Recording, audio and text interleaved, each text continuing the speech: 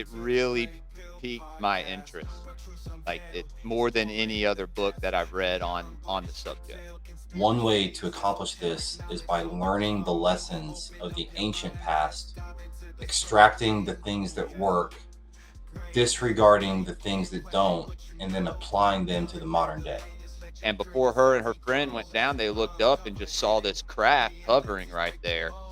He goes to India and basically like does what he does in Jerusalem, and all these people are like, is this not Buddha brought back to us?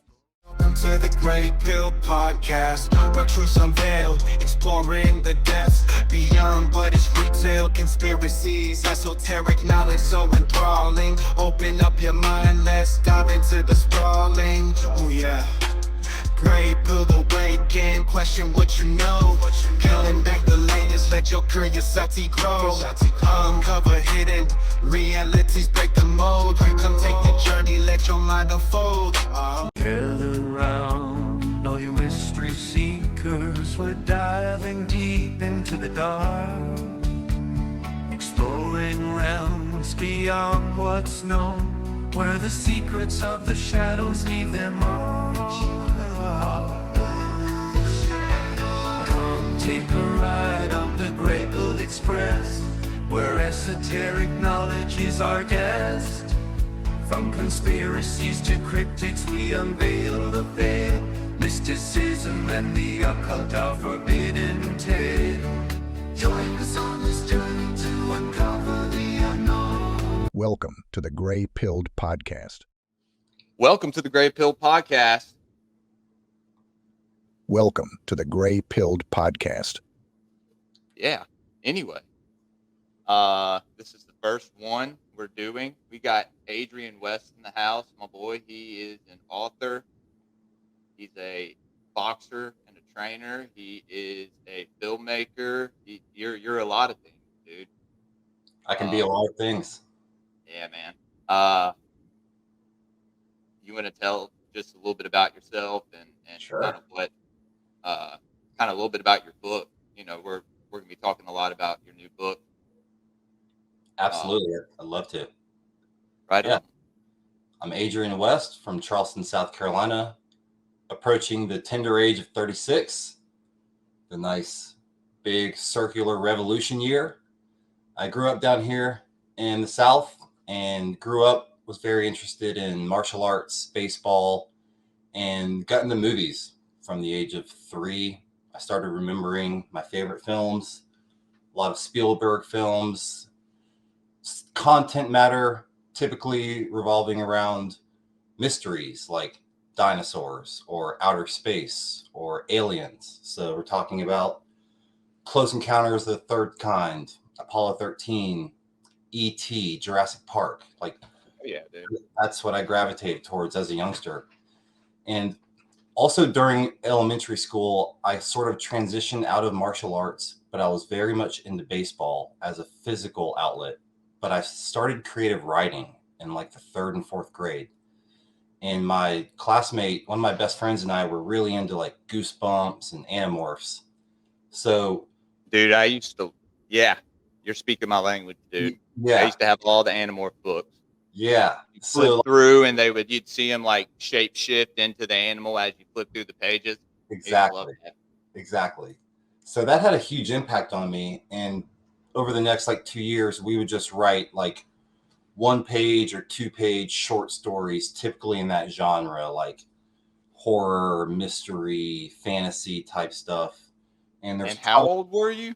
I was like 8 or 9. That's awesome, dude. Yeah, I was doing this daily, and I don't think about it often or talk about it much, but it definitely had like a foundation. Like no one forced me to do it. You know, they put me in strings class and forced me to learn how to play a violin. And now I wish I'd liked it more, but Right. I didn't enjoy being forced to do things. But creative writing I just gravitated towards it. So fast forward a little bit, I go to college, University of South Carolina, around 2005. And then I'm about to graduate in 2009. And like over that course of time, I've been exposed to a handful of documentaries from some friends, like to this day some of my best friends. And it really opened my eyes to documentaries that you don't see on traditional network television. And Right. so we're talking about loose change and why we fight, and a UFO documentary here and there. I learned about the Disclosure Project, but I wasn't latched on to the Disclosure Project yet. And then the one that really like changed me forever was Zeitgeist. So Yeah. I'm like entering my final semester of college. Zeitgeist is fresh in my mind. And I grew up in the Christian church, going to a Methodist church. It's like 5 minutes away from here. So I'm still very much near my roots. And so I still believe in God and Christian principles and the creator of the universe. But like my brain has always been telling me to search for the deeper meaning, find the truth is out there. Okay, X-Files I was a big fan of X-Files. And I think it's all related, like military history, religion, aliens, geopolitics. Like it's all interconnected. Yeah, And dude, definitely. I tend to think that everything, you know, supernatural, paranormal, conspiracy, spiritual, cryptids, all of it, you find out really is interwoven. And the deeper you go, the deeper you find out how much they entwine with each other. And right. it's fascinating, dude. It really is. When I was younger, yeah, man, I was really into all that stuff too. I really should have taken up creative writing. I was in theater when I was I guess in the 5th grade Mm-hmm. for a few years. And then I started playing punk rock and skateboarding and doing all that fun stuff. Typical And teenager stuff. yeah, man, it was a good time, especially being from here, Mississippi, where there isn't shit to do. You know, Yeah. if you're not going mud riding out in the country, you know, what else are you doing? You're playing punk rock in the back of your mom's house with all your friends, 13 deep in a bedroom. You know, Yeah. Yeah. That But makes that's why I love, you know, that me and you are getting a chance to talk, because like I said, there's not too many people here who, you know, I could have like in studio, except for a few friends of mine maybe and my wife. But yeah, dude. So when did you put out this book? it dropped late fall, early winter of last year. So like late October 2023 on Amazon. Pantheon #1. So, and how many are you going to do again? At this stage Or in the how many do you have in the works? I there's guess would be a 6. better. Yeah. There's 6 total books. So I found this author. He lives in Botswana, Africa. His name is Benson. I discovered him in 2017, opened up correspondence, and we immediately just became tight pen pals, close confidants. I consider him a mentor. And now we are co-authors and business partners. So Dude, that's rad. That's yeah, so awesome how you found him in yeah. Botswana, Africa. He's a genius. Like, He the writes. world works in mysterious ways, man. Yeah. You know, like, I'm sure y'all were meant to work together, you know? It felt like the universe and the stars had aligned. It felt like one of those For scenarios. sure. That's So usually how, and that's what happened with me with the podcasting, dude. Like, I don't know, like, with like me hitting up my friend Thomas, the Paranoid American, and being like, "Hey, bro, can I do any kind of promotion for you?" But you know, at the same time, buying his complete catalog, because everything he drops is just gold, dude. Like mhm. all the stickers and everything. Like, dude, I'll show some stuff towards the end of our podcast. He's got a lot of good ideas, man. No one's killing it like him right now. And a few other people, man, just like gravitate towards each other, it seems.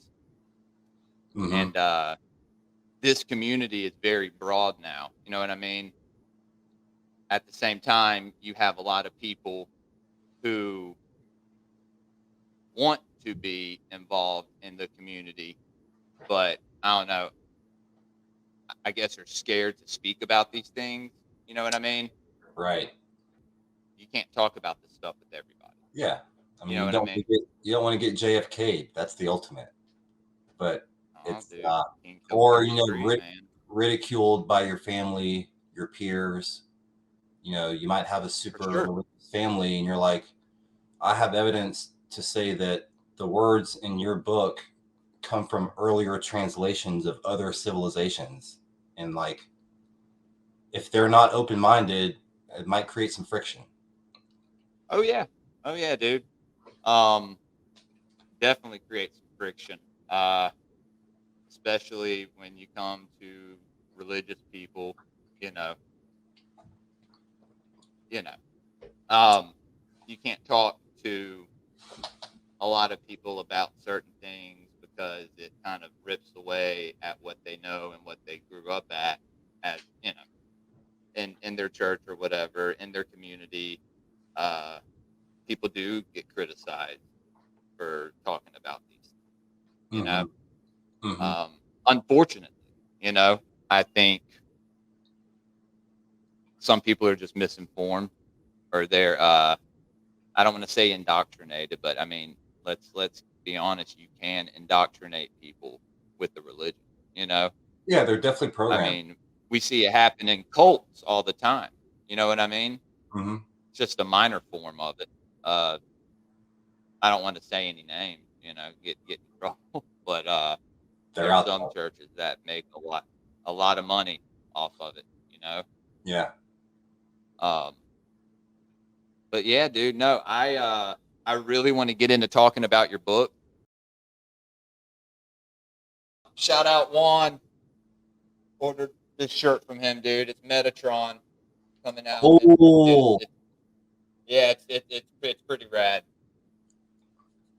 Metatron. Anyway, yeah, dude. Welcome to the The Ascended Gray-Pilled Enoch. Podcast. That's right. Yeah, brother. Enoch. Well, where? What were you gonna gonna say about Enoch? So Enoch is the first figure that really got me down this path. Yeah, dude. The name. fact that you say that, I bought the book by Joseph B. Lumpkin. I think the Reality Stars had him on their podcast actually. And dude, I mean, it had the Book of Giants in there. It has some of the parts of the Book of Jasher and the Book of Jubilees. I'm also a follower of Christ, dude. Growing up, I was Jewish until I was 13. Actually, my parents got divorced when I was real young, and my mom had a woman living with her. And so I would hear people at the church talk about my mom and how, all, gossip and whatnot. And I just walked out of my bar mitzvah study one day and decided I didn't believe in God. And that probably wasn't the best decision. That probably put me through a lot of hard times, but it helped me grow. Right. And later on in life, I found that connection with a creator.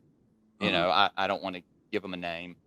I think we have a problem as humans giving what we worship a name. I mean, maybe not a problem, but it ends up in most cases becoming, a deity or whatever, such as the case with Yahweh. Yeah. Yahweh was the ultimate. Yeah, dude. But yeah, man. And so just in 2018, I got into a bad wreck with my wife and went to church and got prayed over and, felt that Christ spirit, what I would call Christ energy or the Christ consciousness. It's very, that term is very popular right now in this community, but it's real. You know what I mean? It's a very real thing. And if you felt it, there's nothing else like that feeling. Yeah. Of purity and love and forgiveness, and there's nothing like it. But diving deeper into the, you know, esoteric side of Christianity, the mysticism, and these texts that were taken out by, you know, certain Nicene councils and certain papacies, and you know, uh, the big B, you know, Yeah. uh, all roads lead to Rome, as Jordan Maxwell always said.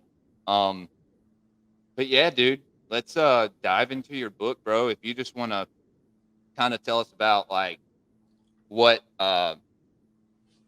like, you know, what the book, the main messages of it, I guess, or what you dive into the most in it.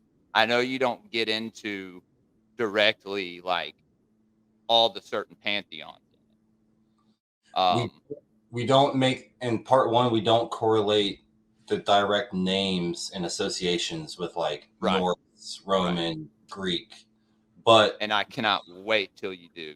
yeah.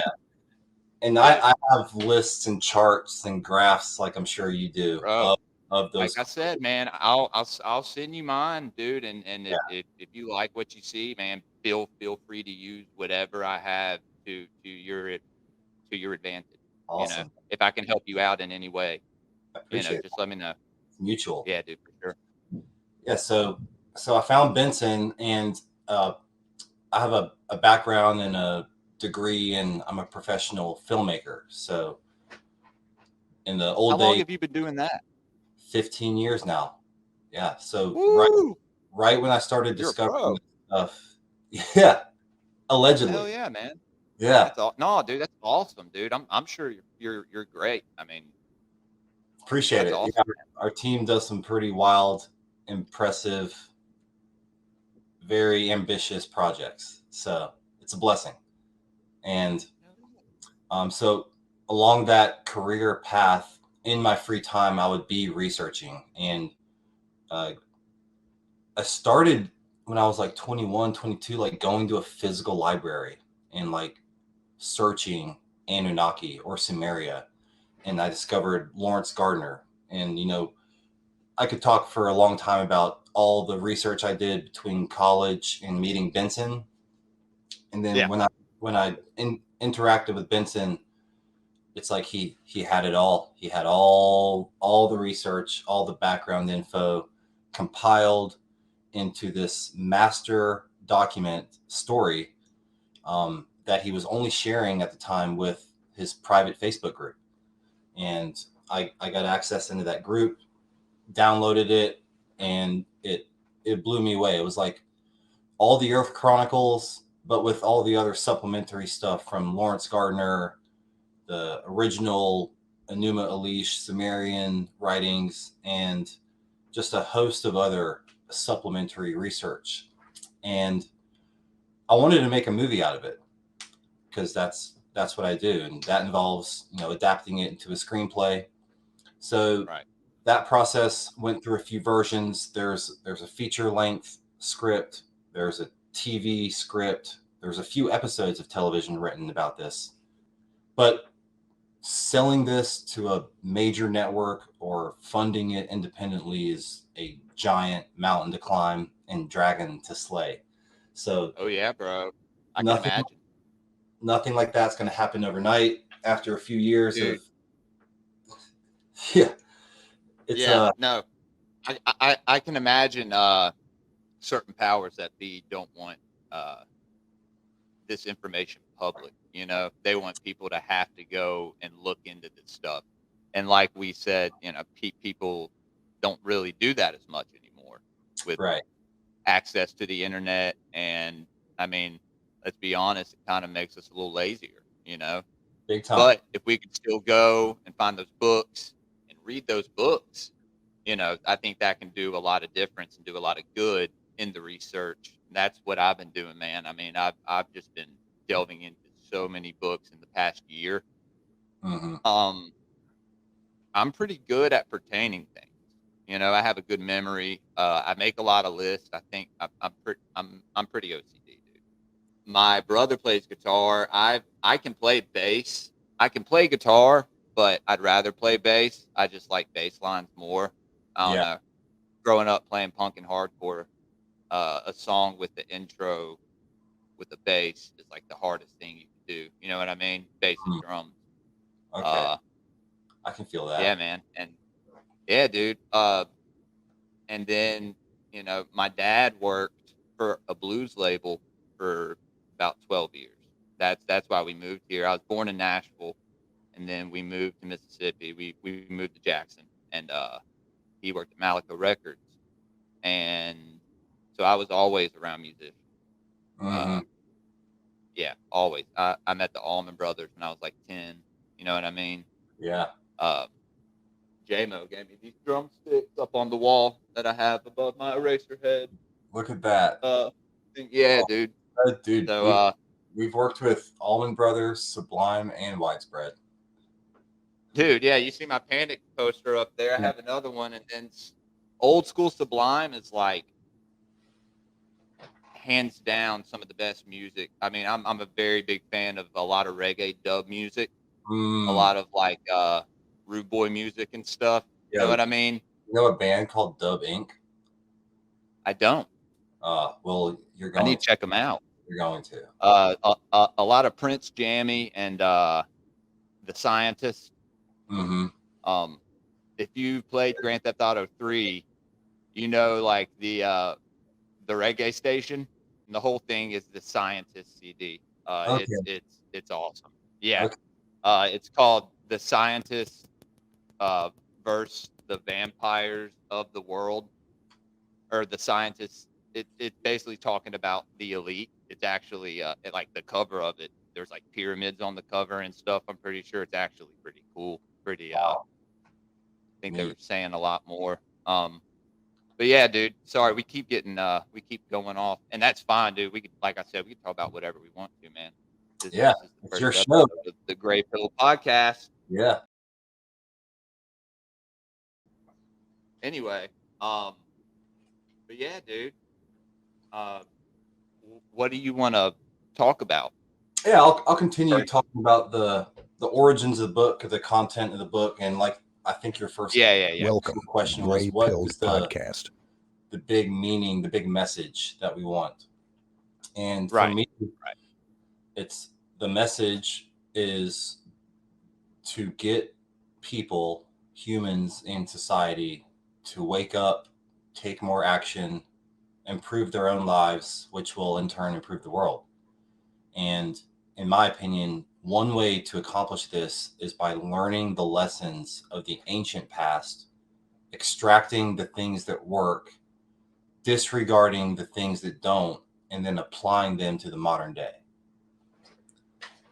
I think you are 100% correct, dude. I don't think I could have said it any better, honestly. Like, you're spot on.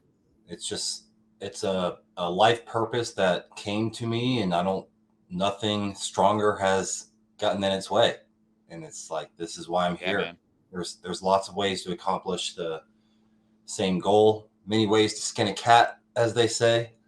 And my method and medium is through art, entertainment, writing, speaking, and sharing knowledge. So hell yeah, brother. Well, how did you first get into these stories of ancient Sumeria and the Anunnaki, or the sky people, the Elohim? There's a lot of names for them. People get them confused with the Nephilim. And I think people need to understand anything like the Nephilim, the Rephaim, the Zuzimim, the Anakim. Those were all like generations of children. Well, I mean, you could really refer. I mean, dude, I refer to them, the Elho and the Reality Czars podcast, as maybe being cryptids. I mean, when you look at the giants mating with whatever they could probably get their hands on, just like when the angels came down, mating with the beast and the fish of the sea and the birds in the sky and all that.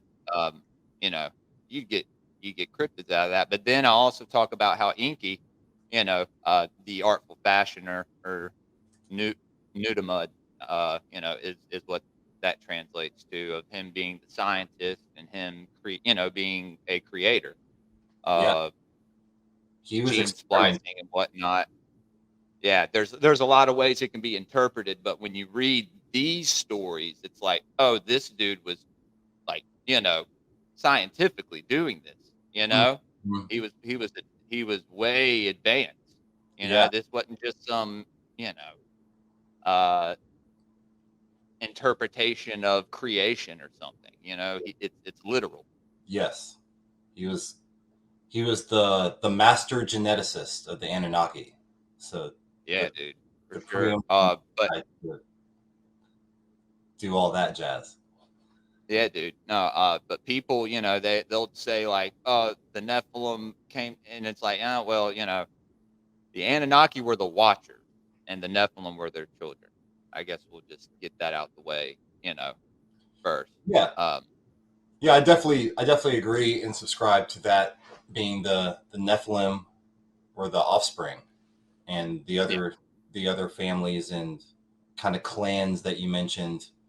I have heard of, well, the Igigi or the Igigi were also yeah, uh, Anunnaki proper to my knowledge, but sometimes they were called the Watchers because anyone who's floating around the Earth from an aerial perspective could be considered a watcher. But right. Watching us per yeah, se, it's um, more in alignment the, with the original group, and right, not like direct offspring who right, were the yeah, ones causing trouble and mating with the daughters of men and creating these monsters and giants and things that were omitted from the Old Testament. yeah, dude, for sure. Yeah, there is a certain amount of them in the main, I guess you could say like, refer to them as, I've heard them referred to as like the Templar Anunnaki, Hmm. or, the higher ranked Anunnaki, Yeah. such as Enlil Enki, their sister Ninmah, and then you have the sons of Enki, Ningajita, Earthoth, you have Marduk, Dumuzi, Gibble, uh, Ninegal, Yep. and then Nergal. When you look at the internet, dude, they'll tell you Nergal's the son of Enlil, but it makes more sense that he would be a son of Enki. And We're in alignment on this. We're in yeah, direct yeah, alignment on this. And in Pantheon 2, we talk about the sons of Enki and the sons of Enlil, and we have Nergal as the son of Enki. And right. yeah, it's Yeah, that's what but when I would go and do some research, I got it confused, and I had to go back and be like, wait a minute. And I went back and read in the books, and I'm like, well, this would make more sense because of where he was stationed, mm, in the underworld. He wasn't stationed in the sky or the mountains or, the Indus Valley where Enlil's exactly. bloodline was. Because then you had the sons of Enlil, Ninurta, Ishkur, and what's his name? Nanarsin. Yes. And they, I think, are very prominent in the Old Testament. Yeah. And they were stationed up Yeah. high around the Middle East and the Saudi Arabias and the Iraqs and places like that. Whereas Enki and his clan, his family were in Egypt and below predominantly. Africa. Yeah. Yeah. And then eventually over to South America. Yeah. By way of Thoth. Yeah, man. So I said by way of Thoth / Ningasita. Yeah, dude. I got deep into Thoth, deep into Ningazita. Like him, he had a big part in this creation story. You know what I mean? Besides Enki, his father, he's the guy. He's the guy to study. He's the guy that did the most, that created the most, and made the most impact. Yeah, dude. And I mean, this will be controversial, but there are people out there saying that, uh, he was an earlier incarnation of Christ, the Christ figure.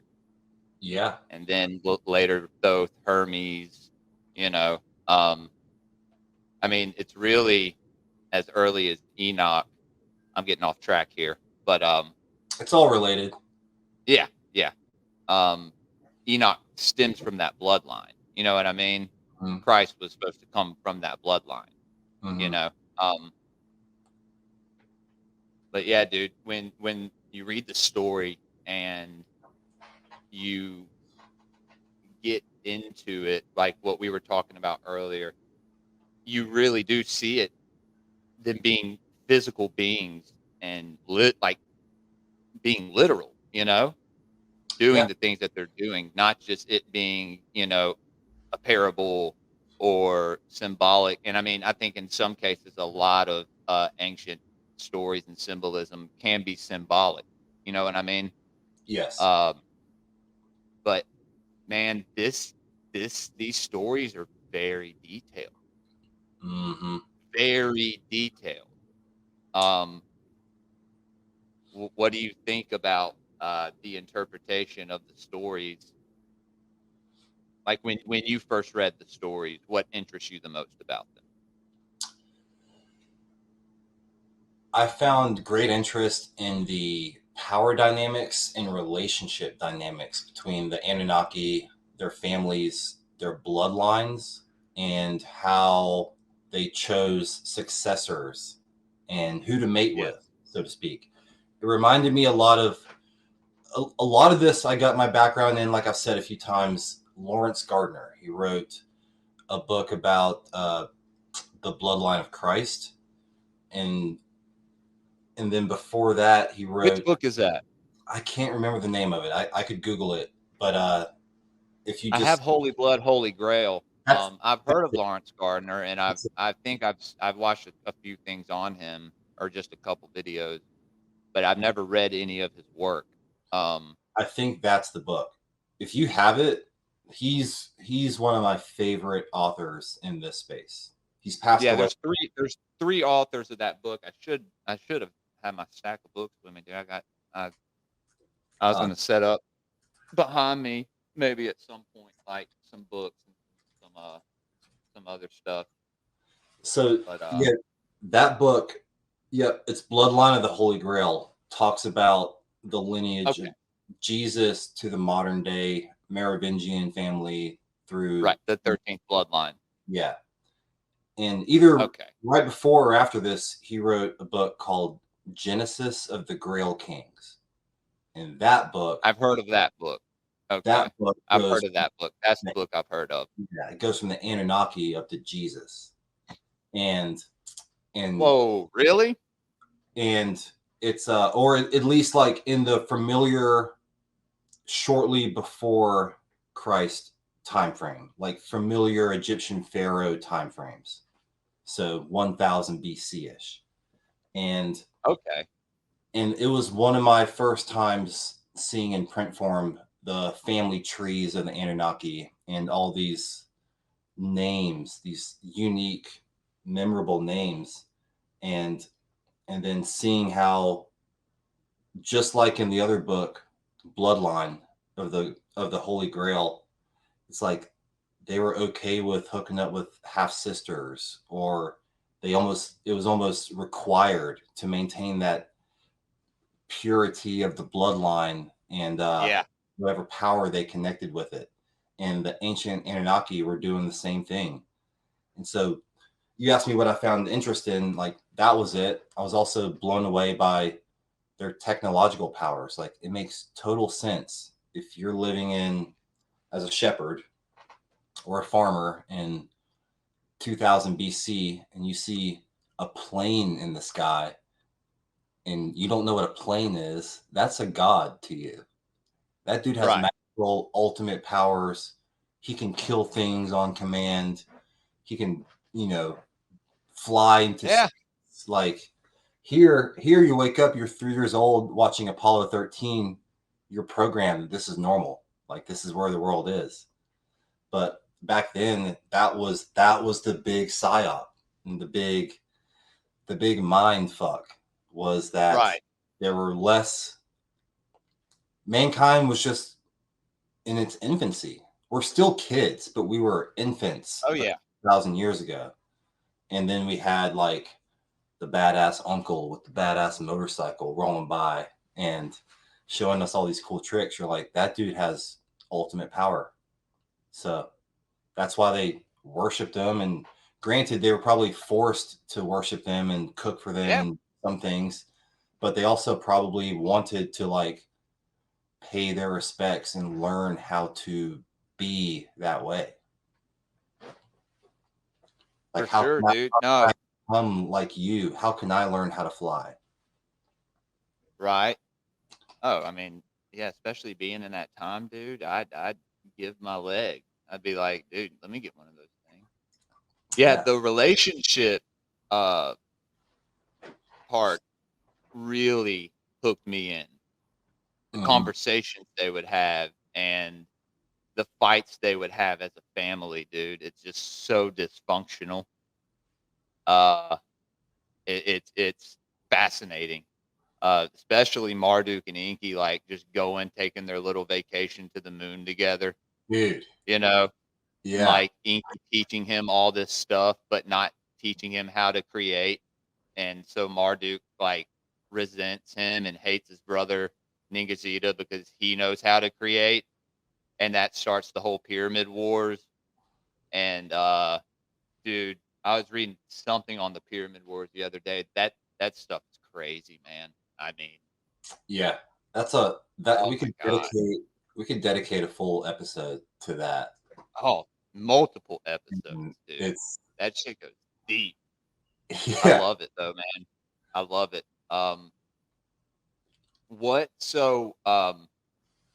Yeah, do you I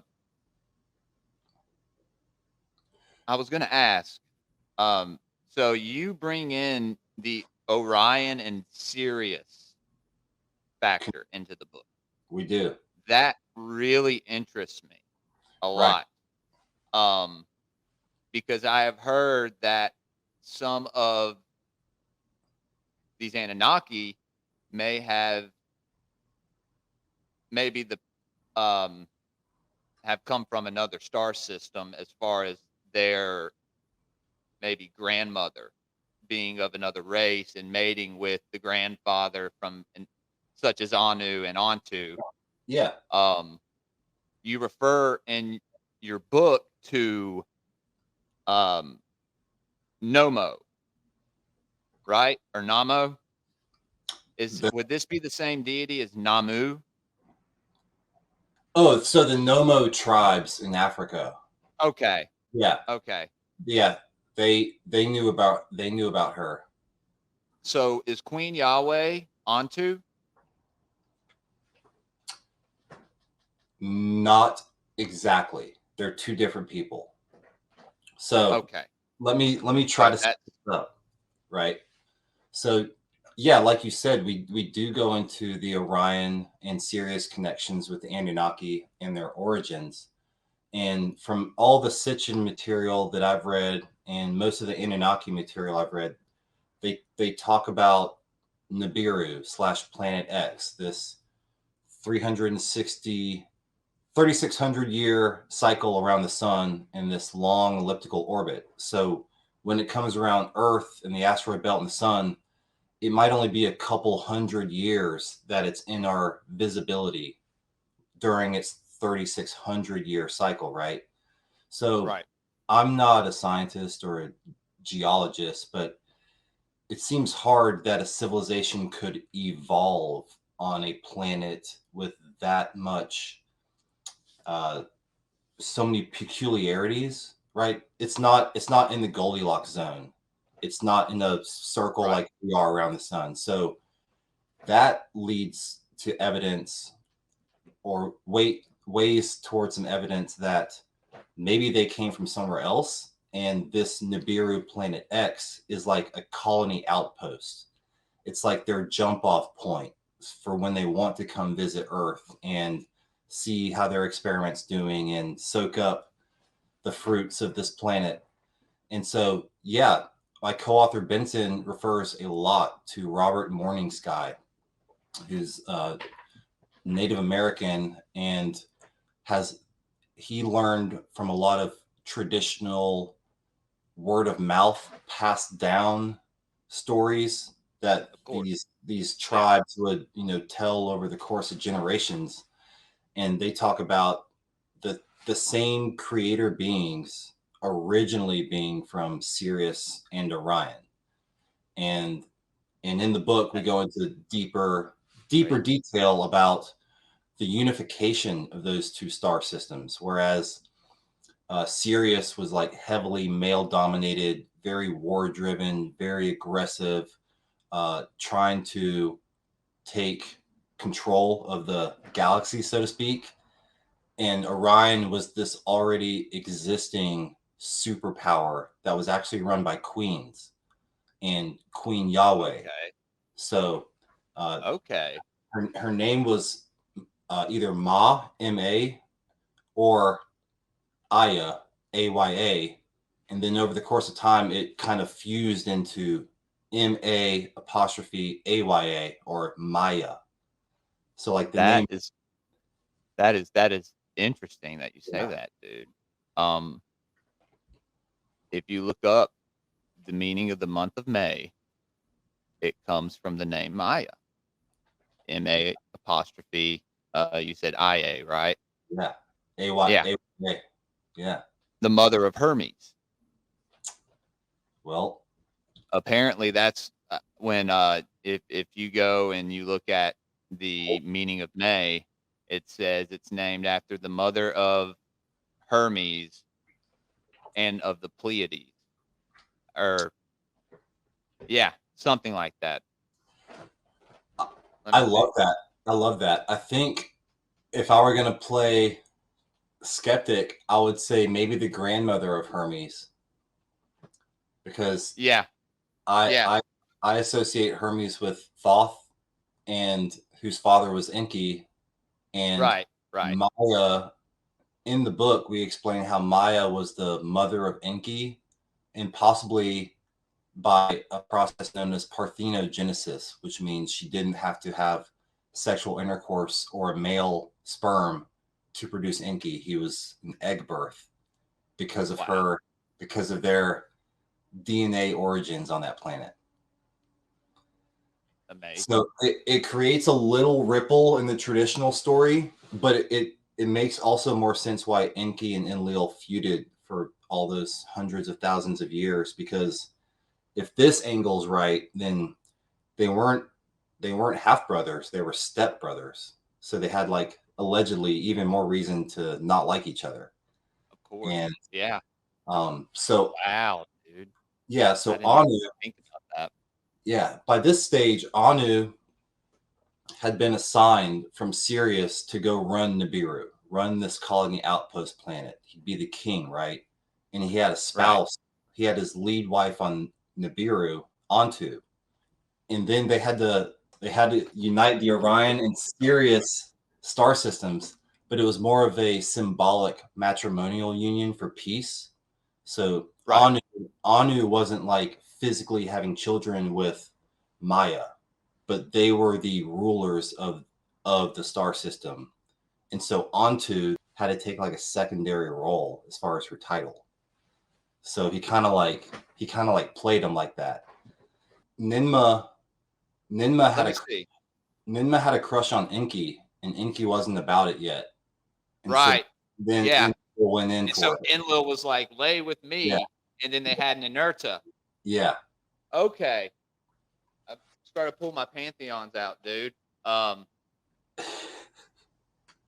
It's hard to keep your own family straight, let alone the... Dude, no, I completely understand, brother. I dive very deep into the Marduk, Ijiji, what I call the fallen wedding rabbit hole. Dude, I mean, people need to realize, because a lot of people talk about the fallen angels but if you read this, man, it gets a lot more detailed about it. It talks about why they fell, what caused them to come down there to come to Marduk's wedding. You know what I mean? Yeah. And they saw what they liked what they saw, and so Yeah. they took what they wanted, and the rest is history. Yeah. I dived a little more down that for a while, trying to, because I think some of these entities are still worshipped today under different names. Now, people can sit there and say that all the Anunnaki were, evil or whatever. They were all fallen angels. Do you think the fallen angels were referred to as all of them, or just the Ajiji that rebelled against Enlil and followed Marduk? I think there's multiple meanings to that term. In the Bible, they use the Pesher language. It's a style of writing and speech where things have double meanings and triple meanings. So like fallen. I wrote that down when I first heard you talk about that. Yeah. On that other podcast. I'll send you some stuff that explains it more. Just remind me. And yeah, sure, dude. It's so to think of a fallen angel, a fallen could mean like the definition of Anunnaki, those who from heaven to earth came. You've fallen. No. Right. Fallen traditionally means like a fall from grace, or you did something wrong. So, there's the allegorical fallen angels with Lucifer and the fall from heaven and all that, and then the more physical cuneiform Sumerian stories. I think those fallen angels are the Anunnaki who rebelled. The ones who got kind of brainwashed or joined a certain cult or a certain faction. They were tired of working. They were doing their own slave labor in the mines, building things. They were exhausted. All of their Anunnaki, most of their Anunnaki female counterparts were back on the home planet, and they had to wait thousands of years to go see them. So they started to get pissed off and rebel. Wow, they had to wait to go see. Wow. Think about it. The heroes, the first waves of what they called the 50 heroes that came here. You get dropped off on Earth and you're here for at least 3,600 years or in that ballpark until the whole Shar. Your bus comes to pick you back up. And sometimes they would stay for multiple Shars. So, oh man, just imagine. Humans weren't created yet, unless there's another species of humanoids or aliens on the planet. There's something to that. It was all work and no play makes the Anunnaki a dull boy. Right? Yeah, dude. Yeah, man. I think there may be something to that. There being another race here. Not so sure. Right. And we should also say that the Anunnaki in the Sumerian stories could only be one race or species of visitors that have come and gone or come and stayed. Yeah. So do you think Lemuria, that lost continent, and Atlantis, I mean, that was definitely the first generation of Anunnaki that were there, or do you think that was further down the line? Some people think the Lemurian civilization was the Pleiades aliens. Right. That's what I was getting at. So were they here at the same time, or did they come here after the first Anunnaki came here? What does your research say? When did Lemuria exist? 100,000 years ago. Right. So then if that's the first time they came, then they would have come second, because they were here. Yeah, the Alelus and Enki showed up around 500,000 years ago. But that doesn't mean people weren't visiting here already. Yeah. that's what I was kind of inquiring, dude. Speaking of Alelu or Alalu, I don't know. Yeah. Do you know any details on him as to where he came from? Did he come from Sirius too? Yes. Yes. It's that we get into his story at the very final 2 chapters of Pantheon 1. Okay, so So I haven't gotten that far it yet. was a whole power saga, power struggle, like stabbing people in the back, family members, waiting generations to get your revenge. That's how Anu came to power. Right. Eventually, his grandfather got ousted, and he waited and waited for the right time. And he took his revenge. Yeah, and he became king, and Alelu had something to say about that. And here's another thing I found fascinating that I don't hear enough people talking about is the first ancient wrestling matches or mixed martial arts fights, right? Allegedly, Anu had to wrestle or fight Alelu. Yeah. It's that's how it should be. These kings or princes or prime ministers, if they have a beef, they should just fight each other. No weapons into the ring. And Cool Anunnaki wrestling. And biting off the other one's genitals. Whoever bites off the other one's genitals first wins. Bro, I'm telling you, when I read that, I was like, oh my God. He bit off Anu's. So that one I'm always skeptical with, and You think it's symbolic? I do.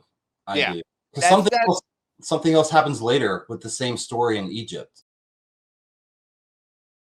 Dumuzi, because that was the first Anunnaki to die a physical death, right?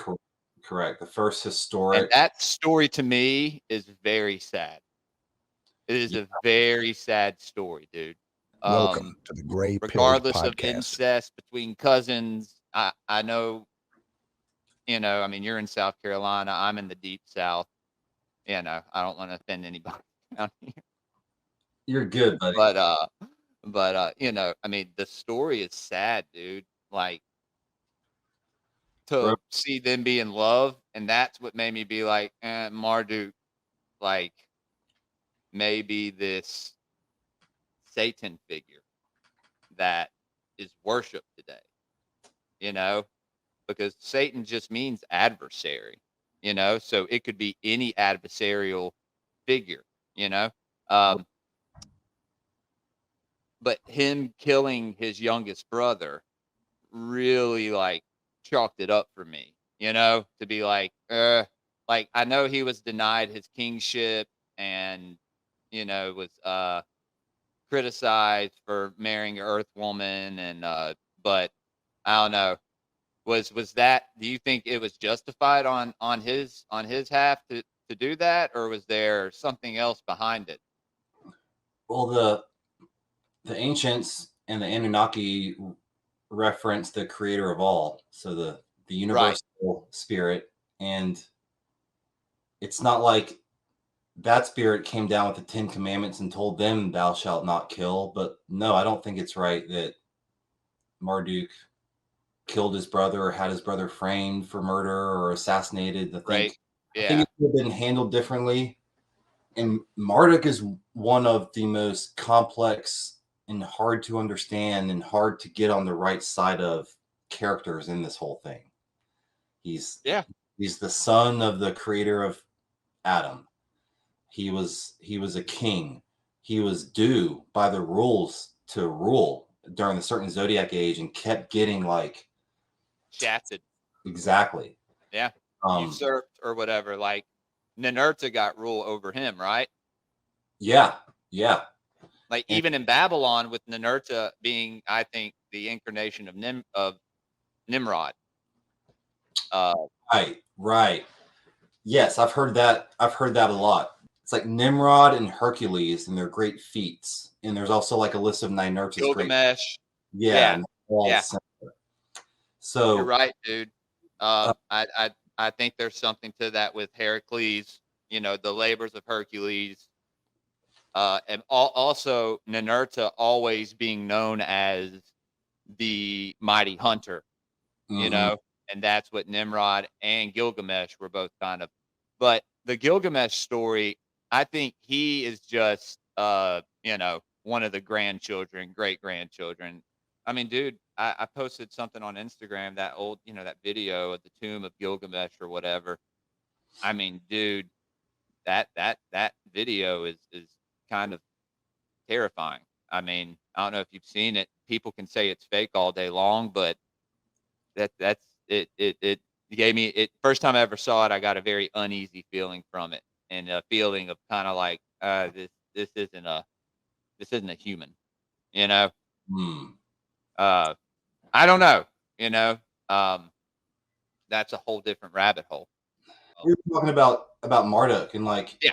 you could pick any one of these characters and talk about all the great things that they did or all the bad things that they did, and their positive human attributes and their negative human attributes. So Marduk was, you know, the son of royalty, denied his right to rule at the proper time, but he had a temper. So he didn't take rejection lightly. So he would rebel. He would organize these little clans of warriors and just Destroy cities.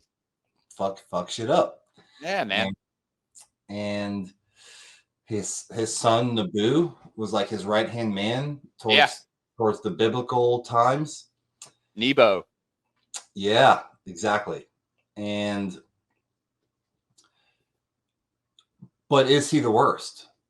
You know, is he the one that dropped the nukes on Sodom and Gomorrah? So it's like, as crazy as he is, and like the symbolism with Satan, which is really just a derivative of Set from Egypt. Right.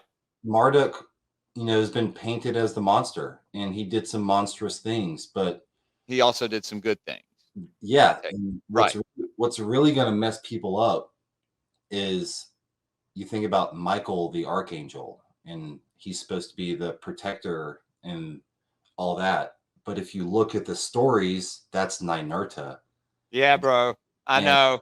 That's what I told Nate and Thomas on Realities Ours. I said, I think the archangels may be sons of Enlil. I mean, that's scary, bro. That's scary, bro. I mean, not nice people. It's crazy. Not nice people. Yeah.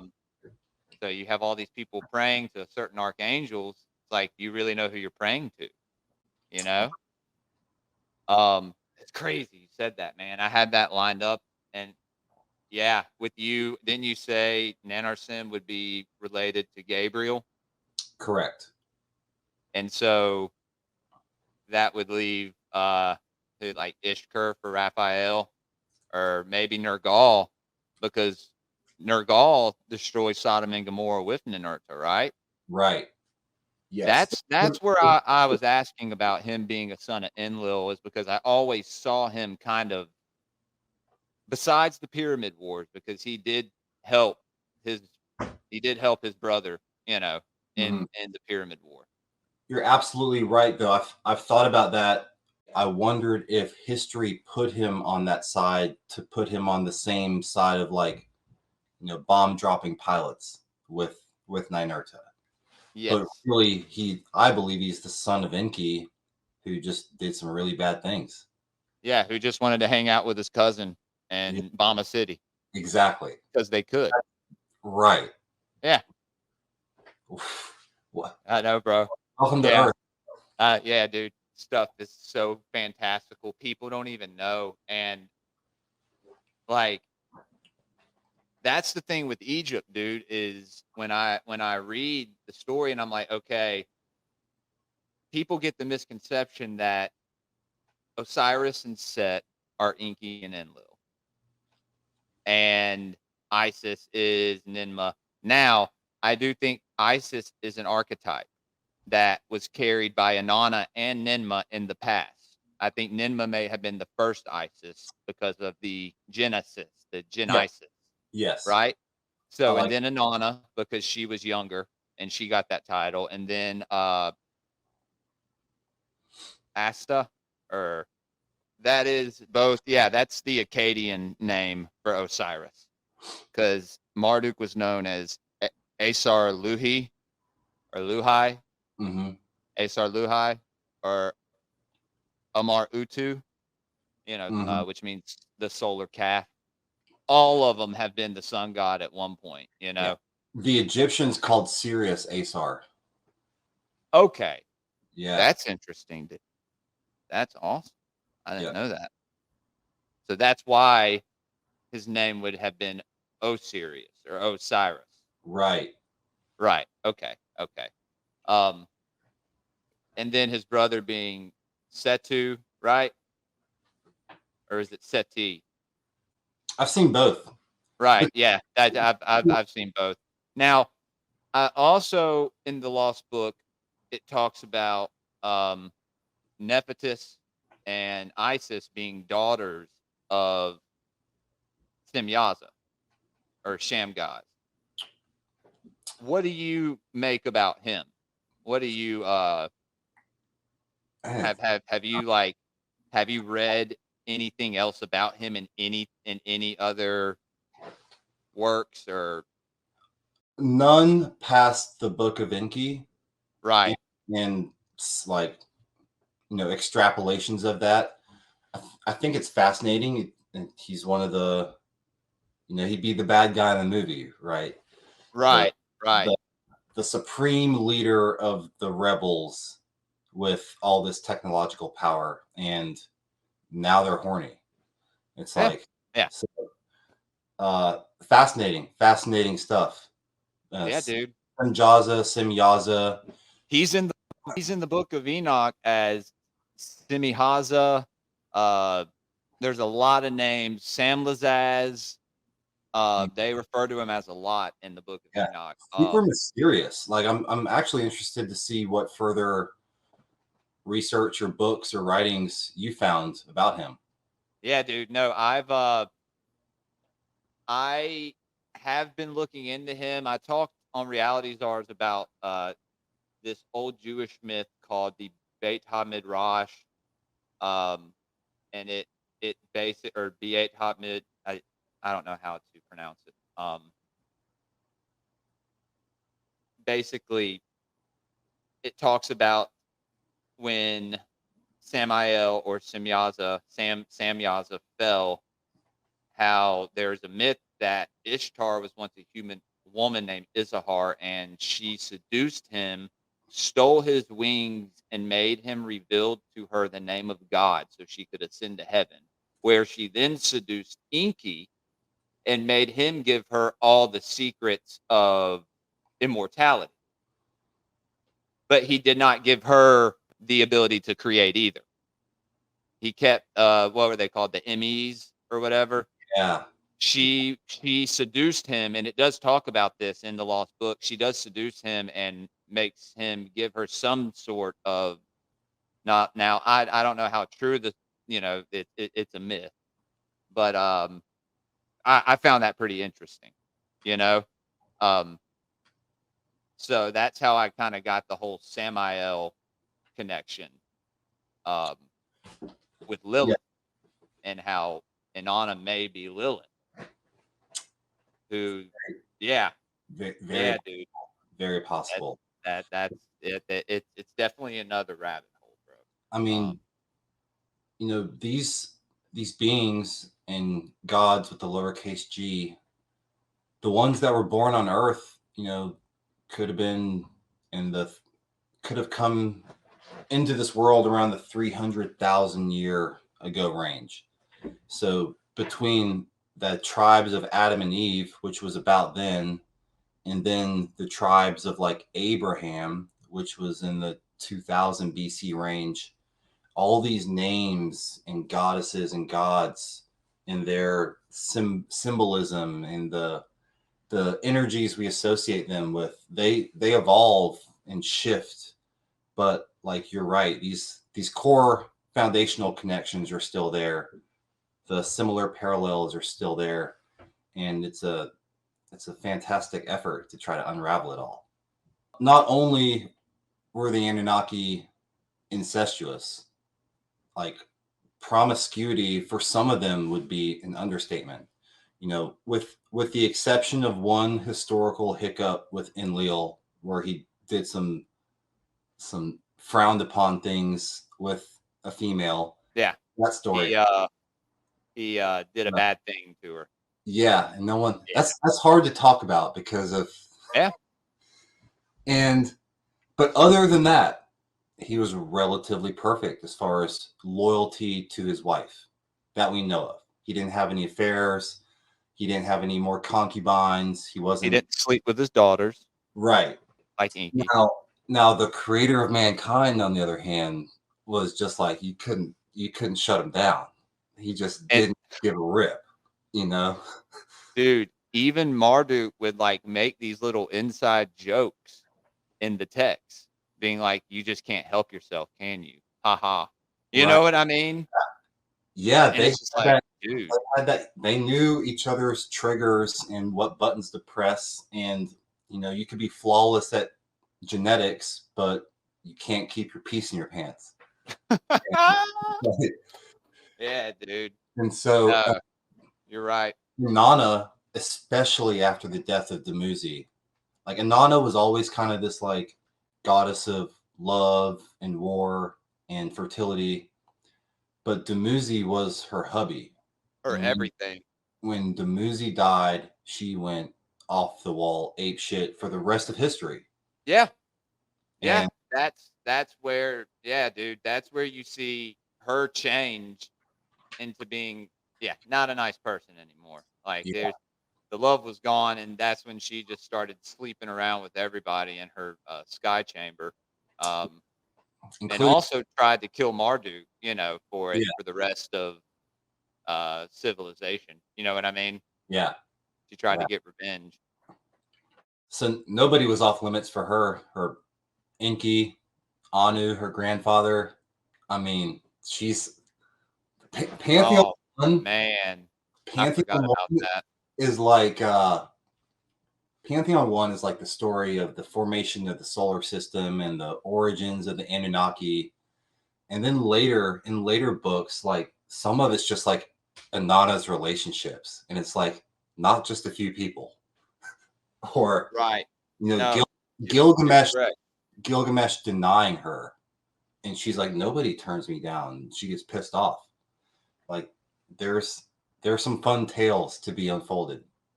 The irony is it's mostly all the book of Genesis. So like it might seem like a tangent jumping around, but between the creation of the world and Sodom and Gomorrah, which is kind of where Pantheon wraps up, you know, 15 pages, like the Pantheon book series wraps up, not part one.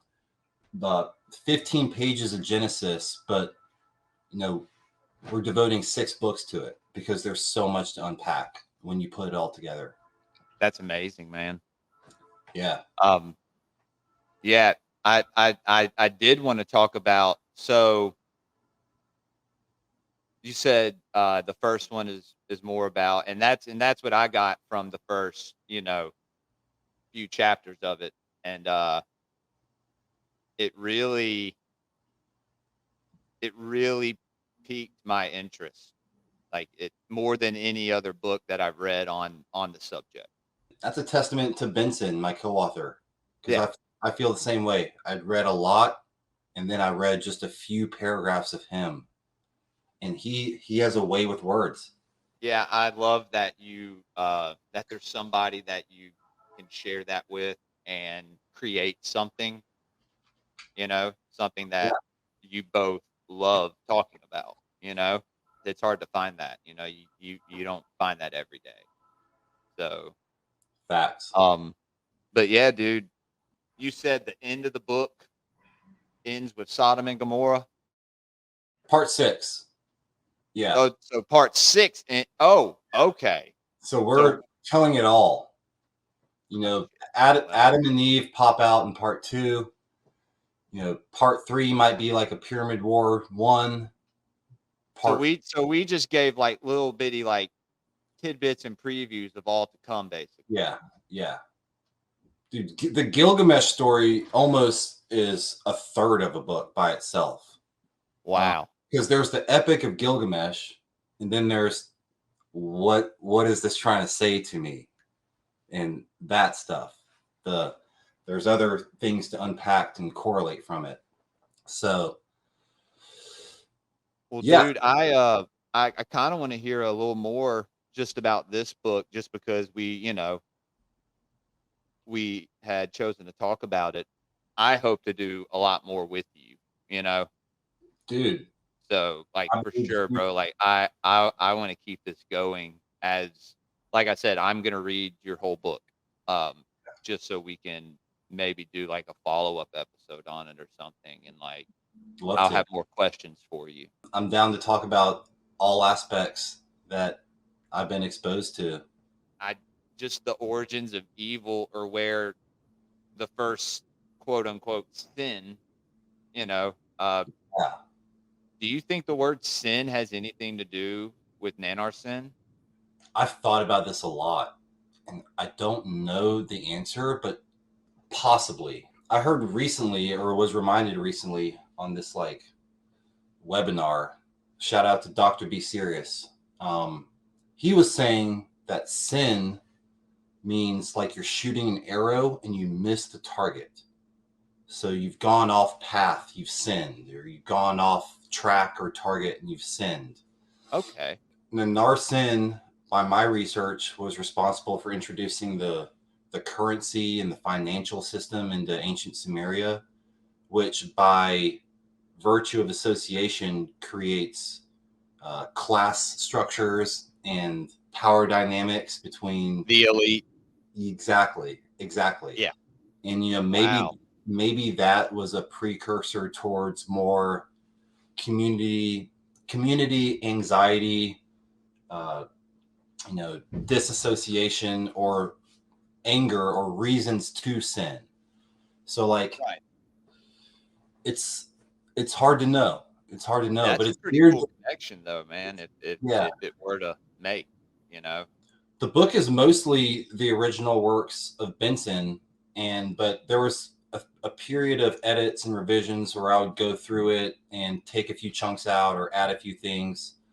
So it's mostly his writings, and then each chapter has a few of my co-author inserts and italics, just shedding a few more light on terms, reminding people that there is a God and that not all pastors are bad, and just expanding upon a few things where I saw fit. And I found photographs and references and all types of supplementary materials for the chapters. And at the end, there's a timeline, there's a character list, there's a location list, and then I took it upon myself to make the action items, or the action list. And what this is, I just literally decided towards the end of the publishing process that this needs to be in every book, because what's the point of studying all this ancient knowledge if you're not going to do anything with it? It's like you're just compiling facts and PDFs and highlights and stuff, but if it makes you a better person, cool. But I want people to go out into the world and take more action. So I kind of took the central theme of each chapter and created a list of questions at the end of the book. And if the audience and the readers can answer those questions, I truly believe that they'll have a clearer picture of why they exist, who their strongest network of people is, what their purpose is, what their strengths are, and things to avoid. So it's another highlight on the strengths, weaknesses, perfections, and imperfections of the Anunnaki. Fascinating, man. It's Enki was the knower of everything. So the first action question is how can you be your own knower of everything? Meaning where can you be sharper and have a better memory or be a little quicker here? Know that thing, that have that intuition of the answer. And that's just one small example. A lot of it could be into like animal symbolism. Like, what does the dragon energy mean to you, and how can you use it for good? It's like, Oh yeah, dude. I want people to think about this stuff and go do something. I'm going to be delving in a lot on esoteric symbolism of animals. I may try to hop on a stream either tonight or tomorrow night and do like a 30-minute video on these 3 chapters in this Manly P. Hall book, because there's so much symbolism in absolutely everything, dude. It's amazing. Mhm. There's a lot to do with dragon symbolism. I mean, I think dragons were real, you know. I think maybe. Do you think they were natural or created by master geneticist? Or, I mean, both. Were they dinosaurs? Yeah. Okay, there you go.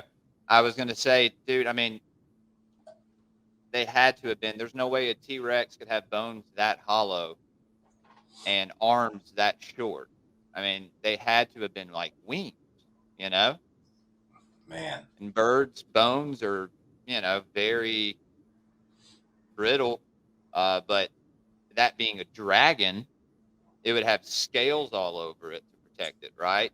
Yeah. So that would be a hybrid animal. Yeah, I mean, I guess it could be created in a lab, dude. Yeah. That's crazy to think about. What do you make of like? I mean, the dragon is everywhere in almost every country on the world. And what other animal is like that that's not a real animal? That kind of, it makes you think that it could have been real at one point. Right. Just a question. Yeah, dude. The dragon, I think, has a lot to do, especially with serpent symbolism. And when you look at a lot of clans of Inky, Mhm. it's all that serpent symbolism. Yeah. And then you got the eagle with Enlil. So like they just like all the people that were repping the Enlil clan had like eagle helmets on and shit. You know what I mean? Yeah.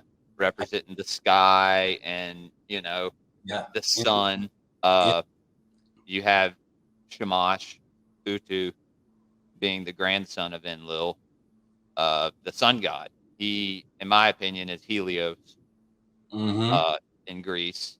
I think, Ra was the sun god in Egypt, and then he became Amun-Ra. I do think that there were different sun gods at different times. Yeah. I think you're just in right. different parts of the world. You know what I mean? And Utu Shamash is the most recent and most right. The most creative recent. one. If you see somebody worshiping the sun god now, Yeah. they're worshiping Utu Shamash. Yeah. Exactly. Yeah. And it goes without saying for the rest of them, dude. I was gonna ask you, are you in any of your books? Are you gonna dive into Scandinavia? As far as the Norse mythologies, or as of now, we live in a free country, thank God. Right. So far, I could add something, right? And I'm sure Benson has a nice foundational knowledge of those correlations. But as of now, there's no deep dives into the Norse gods or the Scandinavian regions. But we do we compare the names just in passing, but no deep dives as of now. Yeah, I've compared, like, I guess the farthest I've gone is comparing Dumuzi to Balder. Okay. Having died. Yeah. Being, with the Inanna's, her descent to the underworld, and Odin never being able to get his son back. Yeah. This stuff is out there. It's right. No one has a patent or a No one owns history, so to speak. Other Right. Other, I was going to get to that. Welcome You to know, the that's GREYPILLED probably you can Podcast. find a lot of this information. I feel like the stuff that you talk about is very singular. It's not you. There's not a lot of people out there talking about it. Putting right. You know, The ones that are putting one with the other and whatnot. But there's some things, and you know, we've talked about some things today, dude, that I mean, you kind of can't deny. You know, if all these different cultures in the past are talking about all the same things, just using different names, you know, different time periods, different languages. How is that? You can't make some of this shit up, is what I'm trying to say. Yeah. You know what I mean? It's past a coincidence at this point. If it Exactly, dude. If it was 2 or 3 cultures, maybe. But a global, dozens of major cities on these ley lines, on these grids with similar building technologies and styles on opposite sides of the planet. Allegedly, there was no technology to communicate across an ocean back then. So how they talk about the same dragon sky gods or have the same ziggurat building styles, same pyramid structures, same symbols for their gods. Yeah, man. There's science. There's some science to global consciousness, like maybe it's ants or other animals or birds. You know, if they learn something on one side of the world, the birds on the other side might do the same thing. Or there's some story about this. It's a real scientific study. But like humans and building pyramids, I don't think it's. I think there's something deeper. Definitely, dude. And you know, not to spoil anything, but you know, I think we both know someone built pyramids, you know, and sound resonance is a very, very ancient thing. Yeah. You know, the use of vibrations and the use of light to make matter, you know, to create. Yeah. I've experienced some not high level magic, but low level magic with sound vibrations in my real life. Really? Yeah. Do you listen to the GREYPILLED podcast? I've listened to a couple swap casts with them. Yeah. I've subscribed to them, but I haven't listened to. There's a few podcasts that I have to that I've recently come back across and that I plan on listening to this next week. Hopefully it works. Well, do you remember one of their co-hosts, Brandon? Brandon's a co-host on that show from time to time, and he's a black belt in jiu-jitsu and one of a certified Wim Hof instructor. So are you familiar with like the Wim Hof breathing technique? And his Wim Hof is like the cold exposure master, so he can meditate ice and runs marathons in the snow and like. Is that the guy that lived in like Siberia, or like he lived in like the dead of like in nature for like years? He'll go do, I don't know about years, but he'll go do world record stuff with like no shirt on in the snow. Like, oh man. But he survives through breathing and this thing called tumo breathing, which is like an ancient practice. So Brandon, one of his students, was running the certification course down here a few years ago.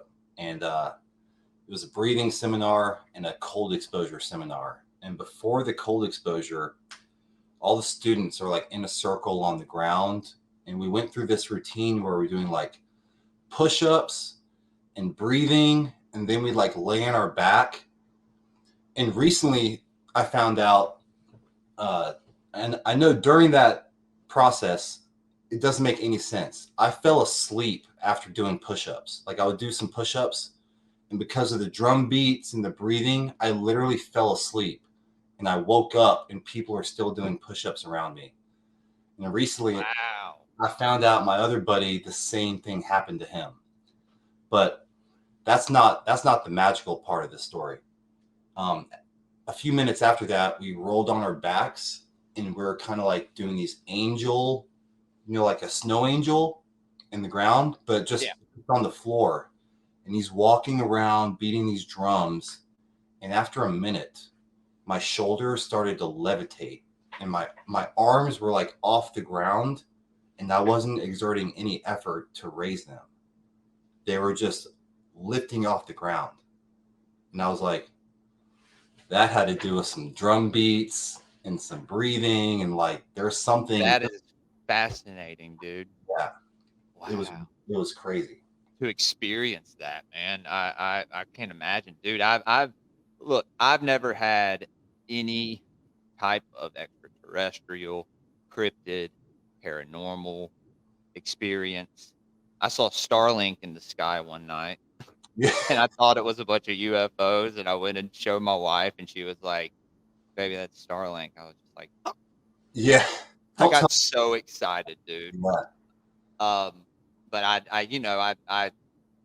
believe, especially, I mean, you can't deny, I mean, there's AI out there, but you can't deny some of these videos, man. I mean, in the past few years, even, there's been hundreds of cryptid videos, Yeah. What's your stance on the MH370 plane disappearance? Have you seen the latest on that? Are you talking about, is that's not the Malaysian air flight, is it? Yes. You're talking about Have you seen that portal that opens up and it goes into it? Yeah. Yeah, dude. I have a feeling that's not the first time that's been used to make something disappear, especially planes. Okay, so you're down with the footage. You think it's real? Yeah. Yes. I've seen the footage. After I saw that, I'm like, now I believe everything. Like nothing's off limits anymore. Dude, yeah,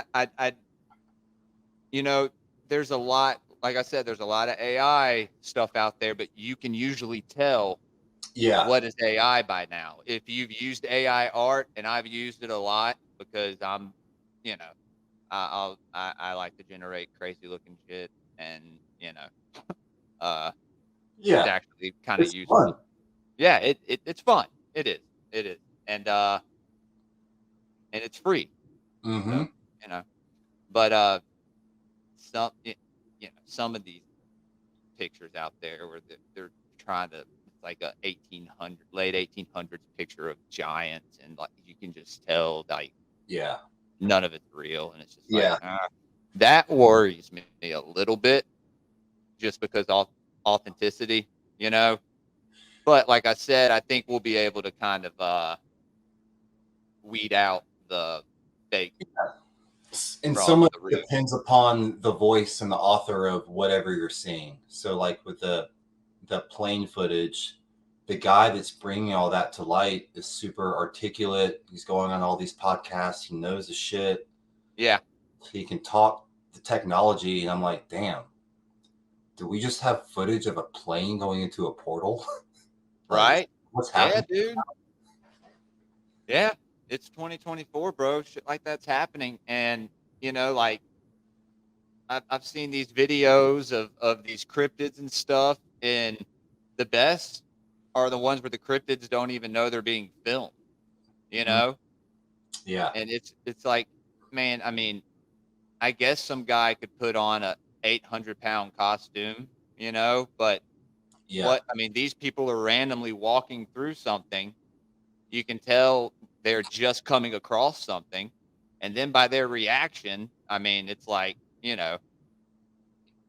can't believe everything you see, but I might have you send me some of your favorite cryptid stuff. That's not a category that I ever like, that and ghosts. Like I can understand, but I never gravitated towards it because it never scared me enough. See, it used to scare me a bunch, but now it doesn't, because I understand it so much more now. The supernatural world, like we were saying earlier, how it's all intertwined,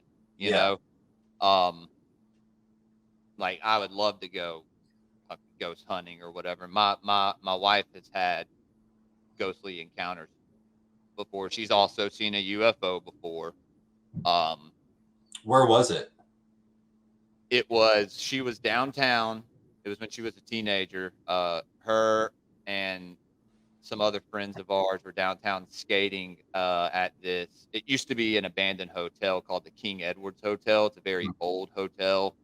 And like there were rumors of it being haunted and fucking bums living in there and people doing like satanic practices in there. Like you'd walk in there and there'd be rooms with like inverted crosses and pentagrams drawn all over the wall. Real weird energy.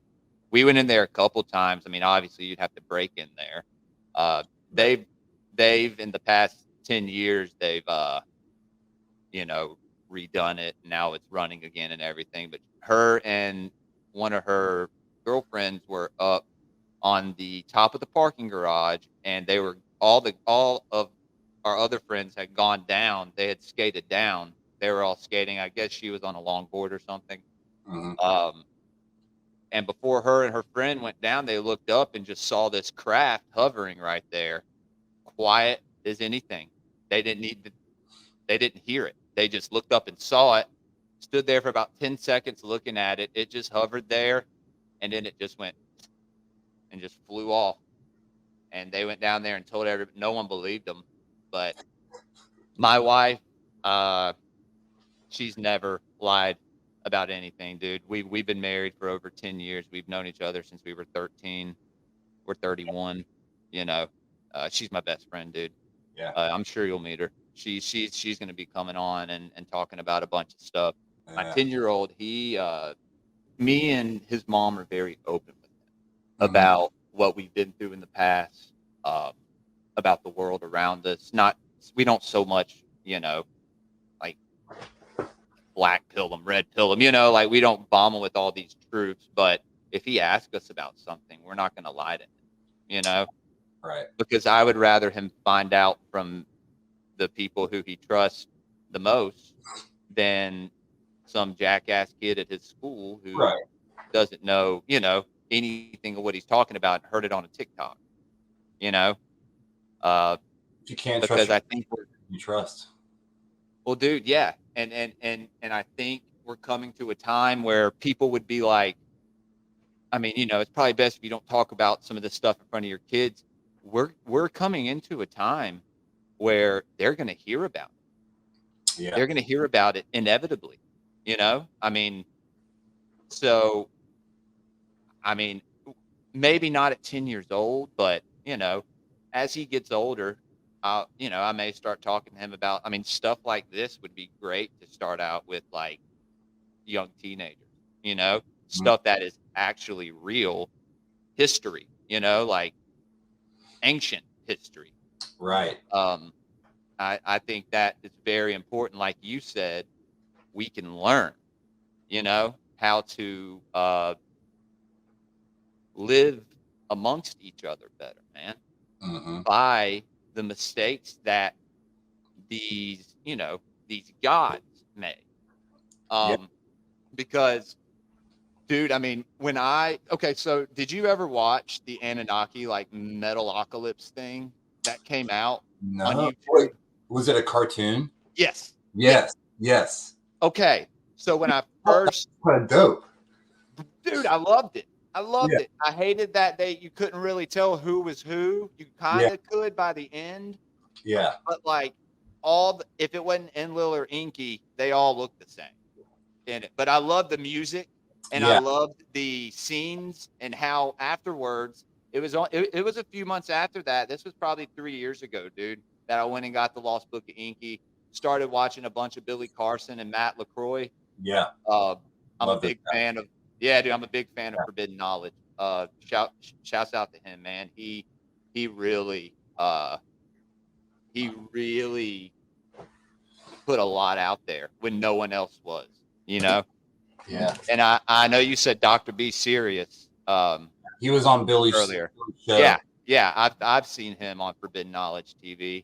I'm a fan of Jimmy Church too, and what other conspiracies are you like into? Like, what other things would you like to? Because, dude, like, you're more than welcome to come back on and talk about whatever you want to talk about, bro. We could, I mean, I plan on having more people on, and what I want to do is kind of make it known, like I said earlier, they don't have to. I don't really.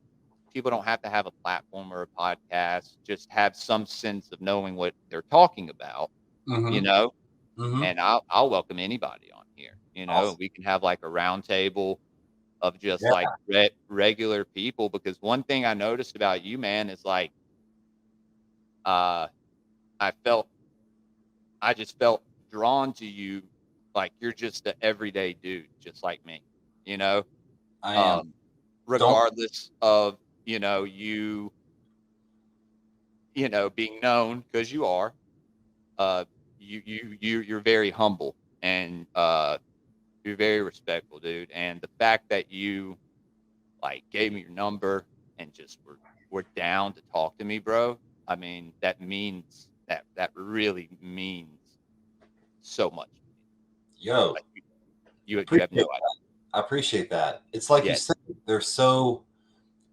it's not a lot of people out here that are into this stuff and have a foundational knowledge about it and can articulate that knowledge and then have the balls like you to start a podcast and that drive and motivation to get the word out, because I have a feeling you're not just getting the word out so that you can look cool and have your own podcast.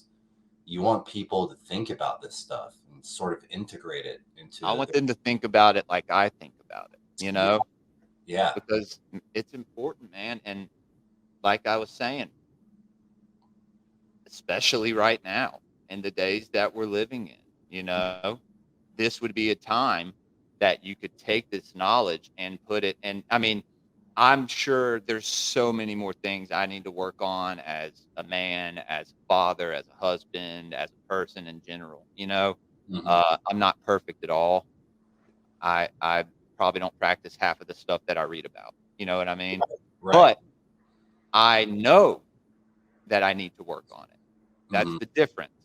Mhm. I'm not sitting there saying like, well, this, you need to know this and this if you want to ascend your consciousness to this level. And some of those people that are talking, I mean, dude, they probably don't even know, like, they don't know Christ. You know what I Right. mean? They don't know that love of a creator, or they are so arrogant, or, I mean, dude, if I'm gonna be honest, podcasting can make people, you know, full of themselves, make Mhm. them think that they're, king shit of fuck mountain or whatever. I mean, but in reality, we're all doing the same thing. Some of us have just been doing it for a lot longer. Not saying me, this is my second podcast to ever do. I'm talking about the research and looking into things. I've been doing this for about 7-8 years as far as like awakening myself. I was going to start the podcast last year, but my father-in-law uh, had passed away, so needed a little time, just be there for the family, and it gave me more time to research and prepare more, Mhm. and so but yeah, man, I just want to put the conversation out there and let people know, that it's okay to talk about this stuff. Yeah. I mean, Hey, can I ask a question? yeah, bro. Well, gray pill. I know about red pill and blue pill and some black pills, but where did the name come from? Okay. So I was thinking about the whole black pill, white pill, red pill, blue pill, and I was like, what's something that people could agree on? Not so much. It seems like these different pills were created to cause division. You know what I mean? Mm-hmm. Right. Right. Who's to say that there's not somebody in the conspiracy community as a whole who has thrown things in there to, I mean, I'm not saying any names, and I'm not calling anybody a shill or saying anybody is performing a psyop, but I'm just saying maybe, some things are termed to cause division, or maybe it was just bound to happen because that's what happens in culture, terms get created, you know, memes get created now, like, eh, gray pilled basically means knowing that, or, having the gnosis that we live in a world that is always changing, full of chaos, right? Yeah. But in the middle of that, there's always light. There's always hope. Ooh. There's always that that sense of love that we could all have and emanate. You know what I mean? Yeah. I think it just takes like daily, and it's hard, dude. It's hard. One of the things I've noticed as a father, especially, is living in the moment is probably one of the hardest things to ever do, especially as a father, man, because like once those moments are gone, dude, and they're so fleeting, like they're gone. But I think the only way to grow is to feel the feelings that you're supposed to feel, and to, I mean, like I said, meditate on them. But when I look back at some things I could have done better, I may have not been who I am today because of those things. Right. If I wouldn't have made some mistakes that I made in the past, or, I think I'm a better father today because of when my son was born. I was 20, dude. I was still partying, and I was still a kid myself, Yeah. Yeah. And I've made up for a lot of that, I feel like, in the past few years with him playing sports, him getting into music, and, I've been present, especially with my daughter, with my wife. I can tell in my life a difference mm-hmm. after just learning to enjoy, certain moments or a certain memory, because we can take them for granted so easily, dude. Yeah. And I was going to refer to this in the book of Enoch. It says, I believe it's Enoch 1. It says, this knowledge is not for this generation, but for a future one to come. Now, I don't know I'm pretty sure he means us. I sure hope so. Because when did this book reemerge? It reemerged in like the 20th century, right? Yeah. 21st century. I mean, he has to be talking about our generation, man. And the ending to the Emerald Tablets of Thoth say something very similar. Dude, I love the Emerald Tablets. I have the compendium to the Emerald Tablets, actually. Yeah, that exact book, bro. I love that book. I should be promoting my own book too, but it's. I need to get that, dude. I need to get that. Yeah, I'll send you one, man. Don't worry about it. I got you. Bet, dude. Bet. Yeah, it's almost like he's talking about this knowledge, and I'm gonna paraphrase, but it's like mankind isn't ready for it yet. It's almost intended for a future generation that is ready. And if you're existing and you know about this stuff and mankind's not ready, don't beat yourself up yet. Right. You're like an advanced soul stuck in a young existence. Yeah, dude. And I agree with that, especially with the amount of people awakening right now. Mm-hmm. Because I think you can see what's happening in our country and in the world, and how it's being orchestrated. Puppet masters. Yeah, man. It's been a long fucking time coming, man. Yeah. People don't know. People need to know. You People know, don't know about old banking families. you asked me what other conspiracies I'm in, and I'd love to talk on future shows with you about this. Yeah, for sure. I'm fascinated by the ancient mystery schools and ancient natural healing methods. Like, you know how Billy Carson talks about Jesus going to learn Reiki healing and the mystic arts down in India and Tibet. Western Tibet and India. Yeah, Yeah. man. The Aquarian gospel of Jesus the Christ, or Yeshua the Christ, actually have that. It's fascinating, dude. Yeah. It really, he goes to India and basically like does what he does in Jerusalem, and all these people are like, is this not Buddha brought back to us? And so the priests are like, get out of town, motherfucker. You know what I mean? They do the same thing that the Pharisees and Sadducees do to him. Yeah. They did it all over the world to him. They were like, no, you're not fucking up our money. Right. You know what I mean? You're not going to fuck up what we have going. Get the fuck out.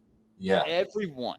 So, yeah, no, that's fascinating, dude. The fact that you just said that, because I have been reading lately, like I said, Manly P. Hall, Rudolf Steiner. Dude, we could have a whole episode on magic and oh, dude, I'd love that. Ancient magicians and priest kings, philosopher kings. It's so all related because how it all stemmed from mystery, Babylon.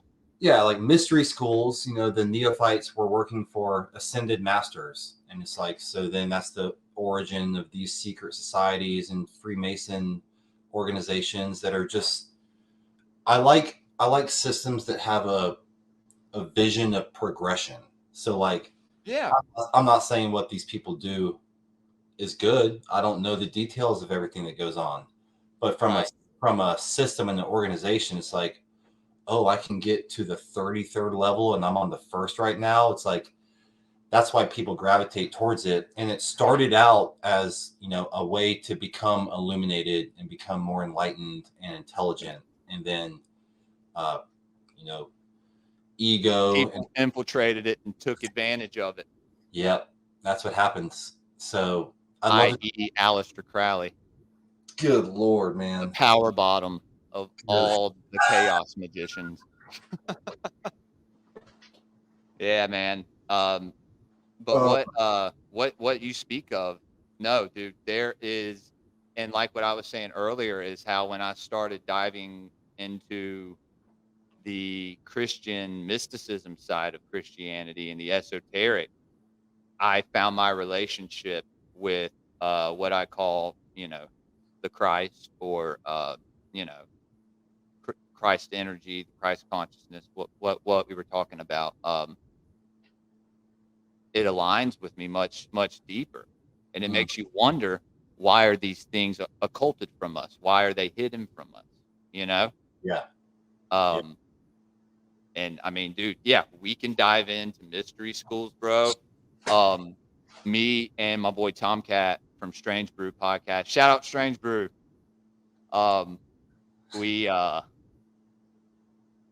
We plan on doing some stuff on secret societies. He's already started kind of doing some stuff on it.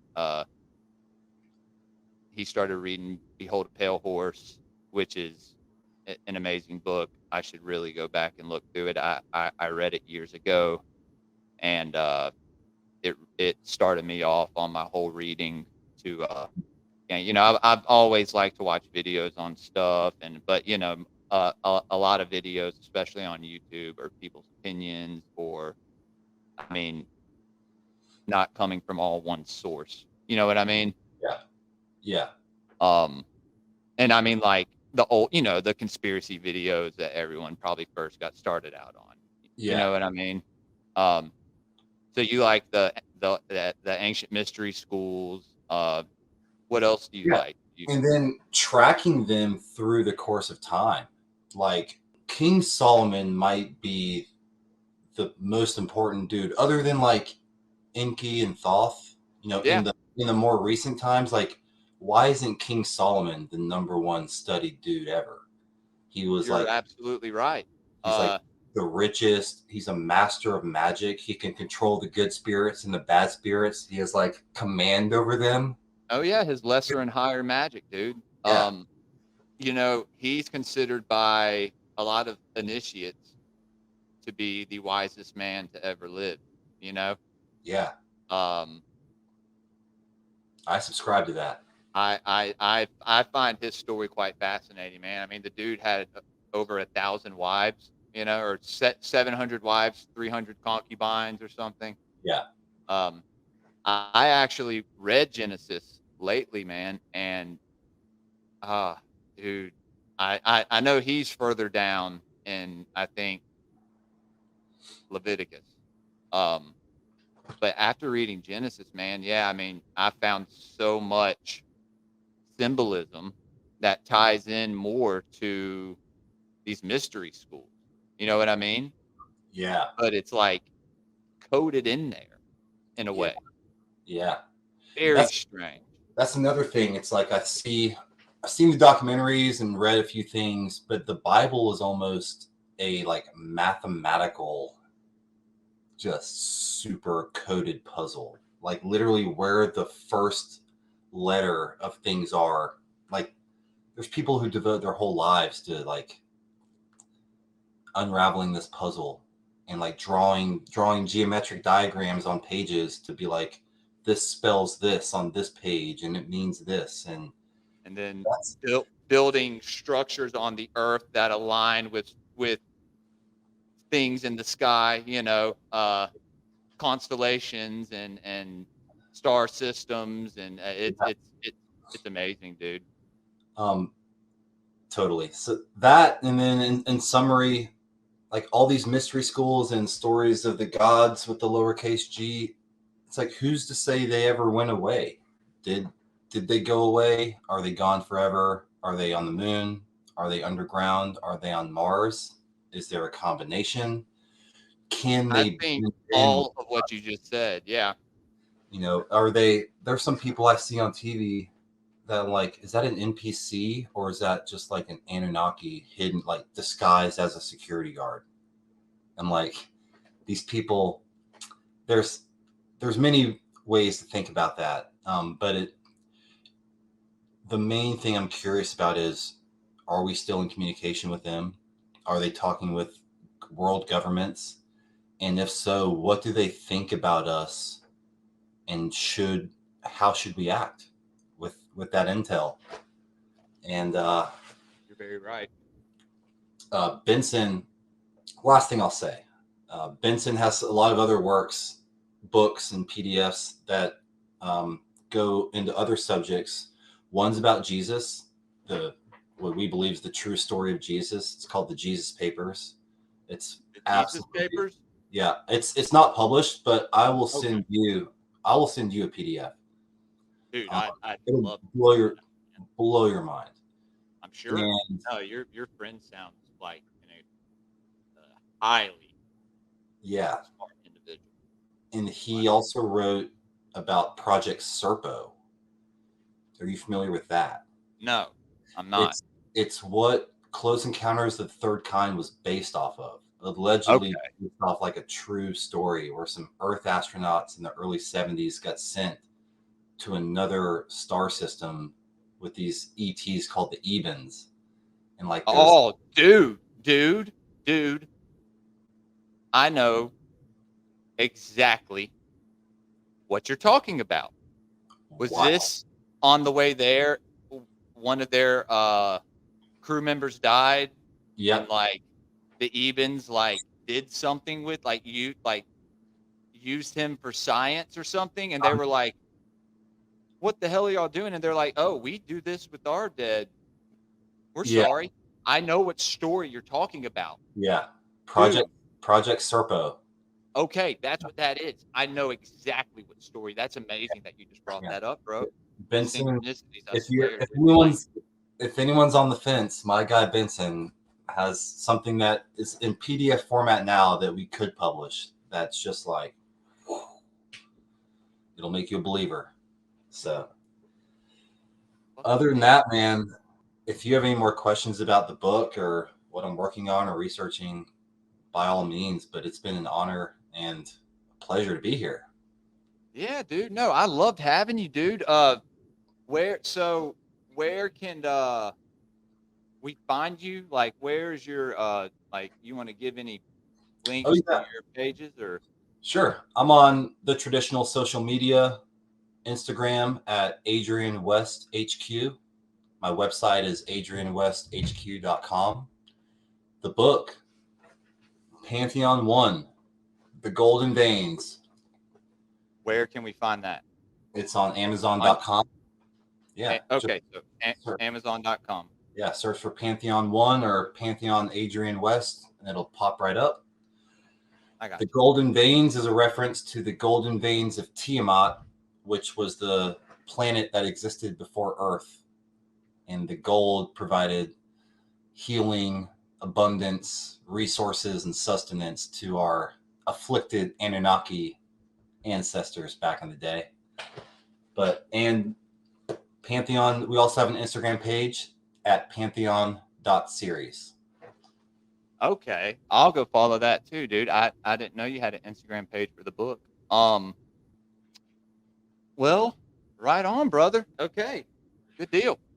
I'm going to play this outro to write us out. Everybody knows I'm on YouTube, youtube.com/GREYPILLED Podcast, Instagram, GREYPILLED_podcast. Yeah, expect some more stuff soon. This was amazing, dude. I loved having you on. I'm going to play this little video from Paranoid American, and then we'll get out of here, okay? Excellent. They said it was forbidden. They said it was dangerous. They were right. Introducing the Paranoid American Homunculus Owner's Manual. Dive into the arcane, into the hidden corners of the occult. This isn't just a comic. It's a hidden tome of supernatural power. All original artwork illustrating the groundbreaking research of Juan Ayala, one of the only living homunculologists of our time. Learn how to summon your own homunculus, an enigma wrapped in the fabric of reality itself, their power at your fingertips, their existence, your secret. Explore the mysteries of the Aristotelian, the spiritual, the Paracelsian, the Crowleyan homunculus, ancient knowledge lost to time, now unearthed in this forbidden tale. This comic book holds truths not meant for the light of day, knowledge that was buried, feared, and shunned. Are you ready to uncover the hidden? The Paranoid American Homunculus Owner's Manual, not for the faint of heart. Available now from Paranoid American. Get your copy at tjojp.com or paranoidamerican.com today.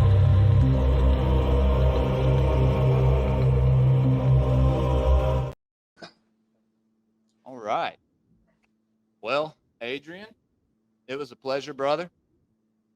And we're going to go ahead and go now. Right on. The pleasure was all mine. You're a great interviewer. Thank you, man. Thanks. I appreciate it.